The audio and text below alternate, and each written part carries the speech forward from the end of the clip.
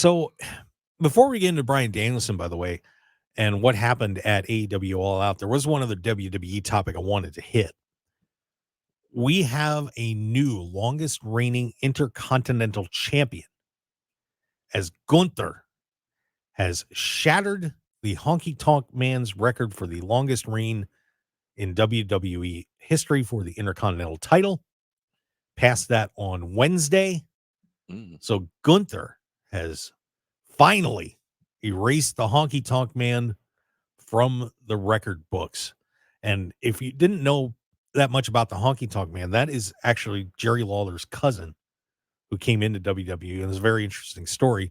He came in, does the Elvis thing, came in and nobody liked him. They did a phone poll, which said, do you like the Honky Tonk Man or not? Right. He was trying to get his squad, right? Yeah. And he bombed out. So I do remember that. So he went heel and I don't like me. He ended up winning the Intercontinental title from Ricky Steamboat shortly after WrestleMania 3. From what I understand, it's more of an embarrassment thing, because Ricky asked for some time off about 90 days into the reign-ish, and Vince was furious about it. So he took the belt off him. And not only take the belt off him, but you think of all the people that could have done it. Did it to the Honky Tonk Man. Ricky who? Ricky the Dragon Steamboat. Oh, he won the time off. Yeah. Yeah. Interesting. And then for some reason, Vince decided to leave it there. And by the way, I went back and looked at the Honky Tonk Man's reign as Intercontinental Champion.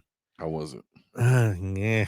I don't recall it. Yeah. I mean, we always talked about it. I mean, I guess it's sad because now that record is out. Yeah, it is gone. But it's funny because like I said, I went back and checked it out.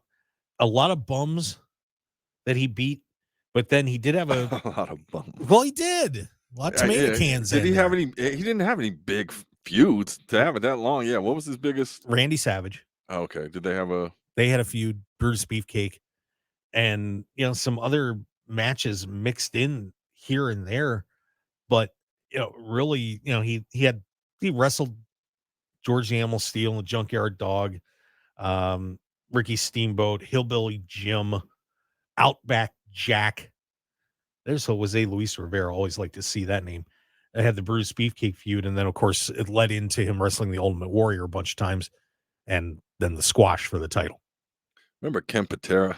Yeah, the man who threw a boulder through a McDonald's window. Yeah, I remember Ken Patera. He went to jail for a while. Huh? He did, but yeah. So the Honky Tonk Man is gone.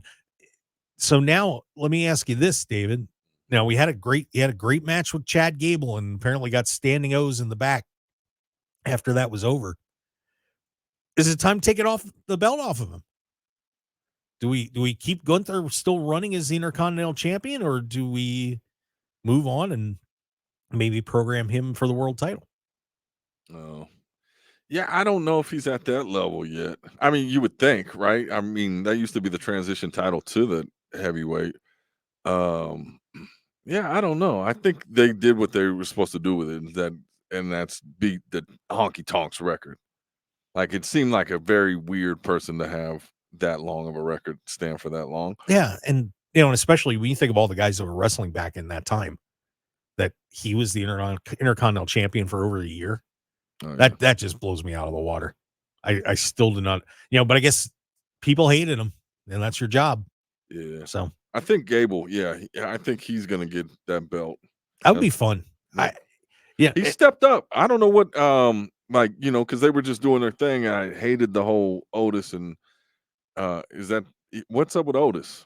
Yeah, they're part of Alpha Academy. They're still doing it. But but something like this is when somebody goes in a different direction, because the last couple matches, and I don't know if it was just those, people were like, wow. Before that, it was like, yeah, he's cool, definitely well respected and talented. But something happened in the last couple weeks where like he just hit another level. Yeah. Yeah. Alpha Academy started getting popular again, and people seem to finally remember, watching some of his work. This is an Olympic level wrestler. Yeah. Incredibly talented, great on the mic. Just, is one of those other guys that is really starting to have a meteoric rise. And, I think it would be great to see Chad get that. And I remember when I got to meet him, just a great guy. But you could feel the intensity in him too.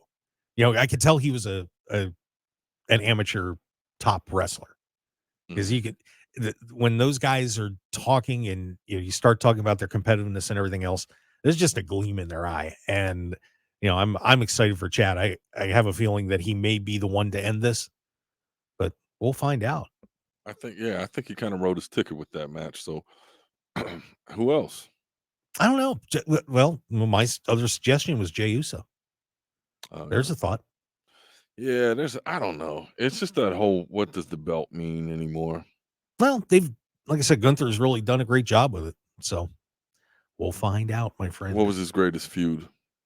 Oh, well, the Drew McIntyre, the Sheamus, they had an incredible match at WrestleMania. Match. And, of Feud. course, they had What the was other the ones. Well, the Sheamus feud was terrific. I mean, they had that huge match at Clash at the Castle that match? people wanted more. Now they went at it. Did they give us more? Yeah, it went from there to WrestleMania where they brought Drew in. Mm, So, all right. yeah. Well, Good. we go on Internet Wrestling Database. You can do the research yourself, everybody. Ah, It's fun. So, anyway, we'll wrap up on the Intercontinental title.